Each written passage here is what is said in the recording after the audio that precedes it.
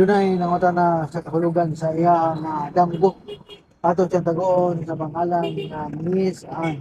Si Miss Ann, kung si Miss Anonymous, nagdamgo siya nga niuli siya sa iyang probinsya, niya iyang gigakos ang iyang inahan. Miss Ann, aniya ang kahulugan sa imong damgo nga nagdamgo ka sa imong inahan. Matod pa ni Professor Swami nga kung buhi pa ang imong inahan nga imong nadamguhan, kini nagkahulugan na imong maangkon ang pagmahal o pagpangga sa imong kabanay o mga kahigalaan. Pero kung patay na ang imong inahan nga imong nadamguhan, nagpaila gayang dakong kamingaw, busa imo siyang pamisahan o pangadjian alang sa malinawong pagpahulay sa iyang kalag.